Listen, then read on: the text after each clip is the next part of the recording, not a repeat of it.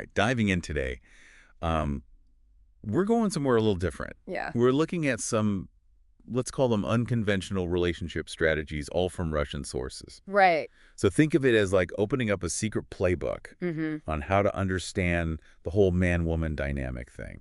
Absolutely. These sources offer a really unique perspective, primarily from a male point of view, on navigating the complexities of attraction, relationships, even breakups. Okay, so less about, romance and flowers and more about like psychology and strategy. Exactly. One recurring theme we see in these sources is the concept of regaining the upper hand after a breakup, particularly how to win back an ex. The classic X factor. So what kind of strategies are we talking about here? Give us the goods. Well, they really emphasize understanding the power dynamics at play in the breakup, Okay. who initiated it and why. The person who ended things often holds the power, at least initially. So the goal, according to these sources, is to shift that power dynamic. Okay, so there's definitely like a power play element to this. Yeah. But how do you actually flip the script? One tactic they recommend is creating a sense of scarcity. Okay. You make yourself less available, you focus on your own life and interests, and project an air of indifference towards your ex. So the classic playing it cool approach. Yeah. But wouldn't that just like push your ex further away? Not necessarily. The sources believe that by creating that sense of loss and longing, you can actually rekindle the attraction. It's about making them realize what they're missing. That's a pretty bold strategy. So you're saying that seeming less interested makes you more desirable. That's the idea. They argue that people often want what they can't have, and by making yourself less available, you create that sense of mystery and intrigue. Interesting. But what about the emotional side of things? Breakups can be messy, lots of hurt feelings. Do these sources address that at all? They do touch on the importance of managing those emotions, particularly anger and resentment. They advise against dwelling on the past or trying to assign blame. Instead, they encourage a focus on rebuilding your own sense of self-worth and confidence. So it's about taking back control of your own narrative. Yes. Projecting that image of strength and resilience. Exactly, because even if you don't end up getting back together with your ex, focusing on self-improvement and emotional well-being is always going to benefit you in the long run. That's actually pretty solid advice no matter what your relationship status is. Okay, so we've talked about getting an ex back. What other unconventional wisdom do these sources offer? Well, they also go into the realm of detecting infidelity. And they seem to have a somewhat, let's say, pragmatic view of trust and fidelity in relationships. Pragmatic, you mean they're basically expecting people to cheat? It's more like they're acknowledging that infidelity is a possibility and offering strategies for recognizing the signs. Okay. They emphasize the importance of observation, paying close attention to subtle changes in your partner's behavior or inconsistencies in their stories. So basically becoming a relationship detective. What kind of signs are we talking about? They list things like sudden changes in appearance, increased secrecy around their phone or computer, unexplained absences, or changes in their schedule, things that might suggest they're hiding something. Okay, those are all pretty standard red flags. Anything more unique? Well, there are some tactics they suggest that might raise some eyebrows, like deliberately triggering jealousy to gauge your partner's reaction. Wait, you're saying you should like intentionally flirt with someone else in front of your partner just to see how they respond? That is one example, yes. The idea is to see if they exhibit those signs of possessiveness or insecurity, which could indicate they have something to hide. That seems like it could backfire pretty easily and create more problems than it solves. It's definitely a tactic to be used with extreme caution. It's important to remember that trust is a delicate thing, and these sorts of mind games can easily erode the foundation of a relationship. That makes sense. Okay, so we've got getting an ex back and detecting infidelity. What else is in this unconventional relationship playbook? Another fascinating area they explore is identifying women who are, let's say, less suitable for long-term relationships. Okay, that's a tricky one. Yeah. I'm curious, what criteria are they using to make these judgments? They emphasize observing a woman's behavior and personality traits early on, paying close attention to red flags that might indicate trouble down the line. So what kind of red flags should you be on the lookout for? Well, they caution against women who are overly materialistic, excessively dramatic, or constantly seeking external validation. Okay. They also advise being wary of those who jump from relationship to relationship or have a history of instability. That's pretty blunt, but I guess the idea is to avoid getting involved with someone who might bring drama or heartache in the future. Exactly. These sources stress the importance of choosing your partner wisely. It's about recognizing potential incompatibilities early on and making informed decisions about who you want to invest your time and energy in. It sounds like these sources really advocate for a very strategic approach to relationships, almost like you're playing a game of chess. That's a good analogy. They do present a mindset that emphasizes observation, analysis, and calculated moves, all with the goal of achieving a desired outcome. So it's less about following your heart and more about playing your cards, right? That seems to be the underlying philosophy. It's a perspective that might not resonate with everyone, but it's certainly a unique way of thinking about navigating the complexities of the dating world. Well, we've covered some pretty intense territory so far.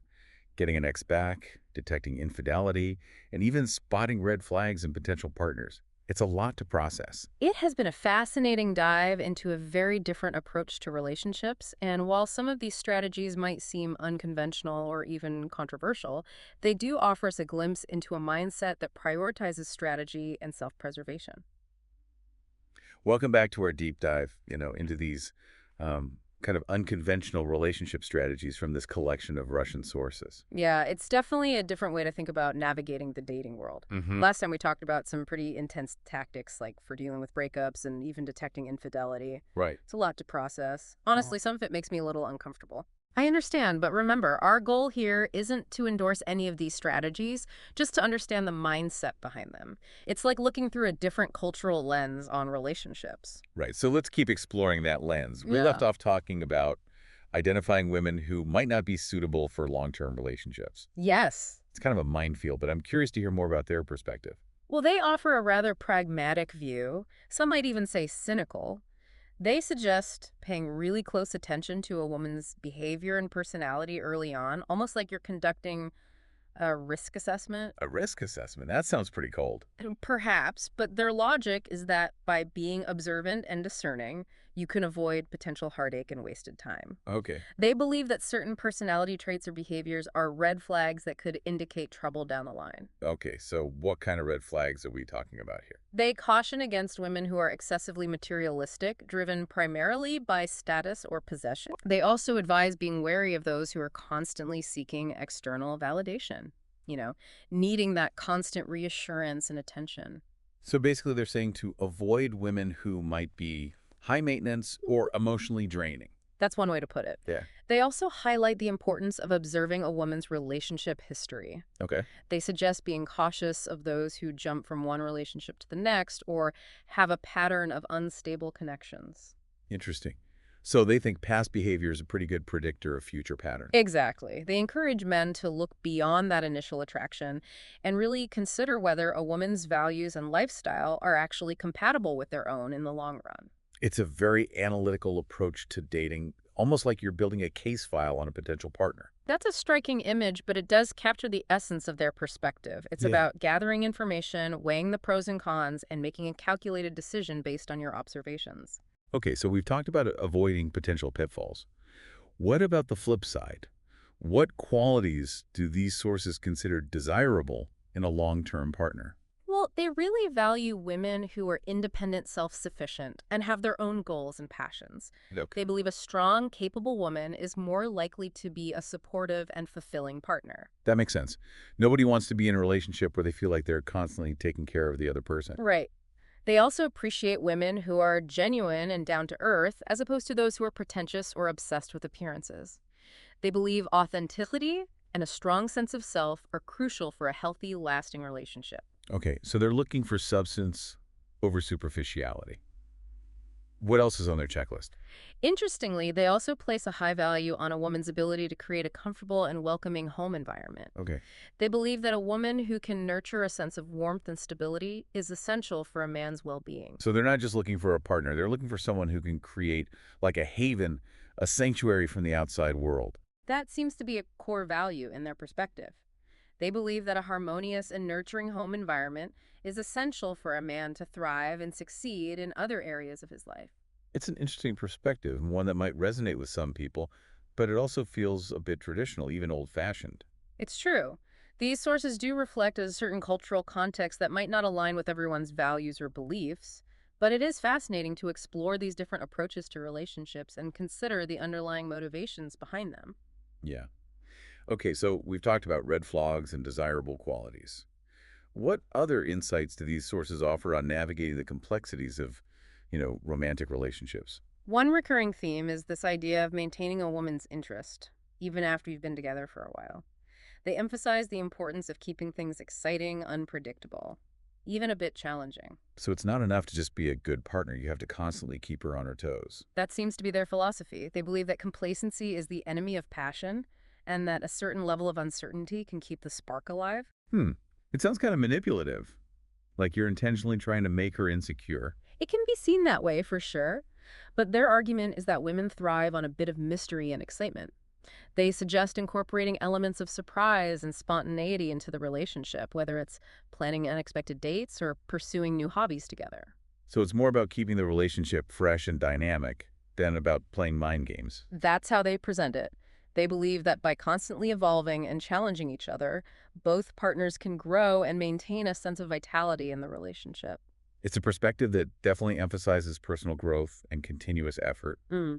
But it also seems like it could be exhausting, like you're always performing, always trying to impress. It certainly requires a certain level of awareness and intentionality, but their argument is that the rewards of a fulfilling and passionate relationship are worth the effort.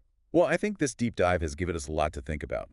These sources offer a very different approach to relationships, one that might not resonate with everyone. It has been a fascinating journey into a world of unconventional strategies and perspectives. Back for the final part of our deep dive, and I have to say this collection of relationship strategies from these Russian sources is just fascinating. Yeah, we've definitely gone deep into some unconventional perspectives on attracting women, Yeah. identifying those red flags, even like regaining control after a breakup. It's been a lot. It really has been thought-provoking. Yeah. So as we wrap up, I'm curious to dig a little deeper into the psychology behind these strategies. What's the core philosophy driving these kind of tactics? Well, these sources seem to operate from a place that really emphasizes self-preservation and having a certain degree of control in relationships. Okay. They suggest that men should always be aware of those potential pitfalls and make calculated choices to protect themselves from emotional turmoil. It's almost like they're approaching relationships with a sense of caution, Mm-hmm. even a little bit of skepticism. Yeah, that's a good observation. They do seem to view the dating world as this kind of complex game with its own set of rules and strategies. Okay. It's about being observant, discerning, even strategic in your interactions. So it's not about being heartless. It's more about being smart and protecting yourself from getting hurt. That seems to be the underlying message.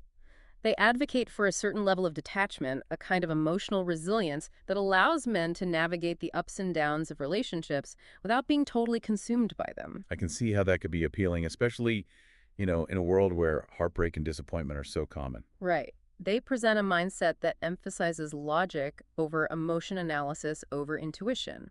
It's about making those informed choices rather than just being swept away by your feelings. So it's about taking a more calculated approach to love and relationships. Exactly.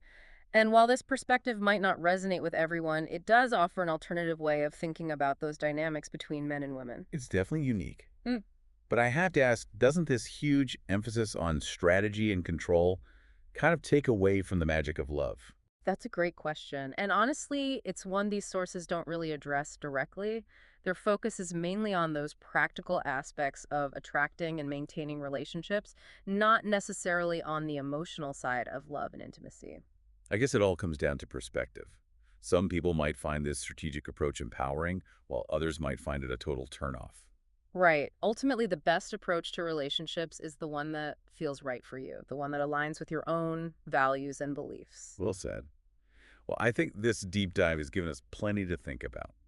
We've explored some pretty unconventional strategies, challenged some of our own assumptions, and definitely gained a new perspective on the whole world of romantic relationships. It's been a fascinating look into this different cultural lens on love and relationships. It really has. Oh. Thanks for joining us on this exploration. And remember, the most important thing is finding an approach to relationships that works for you.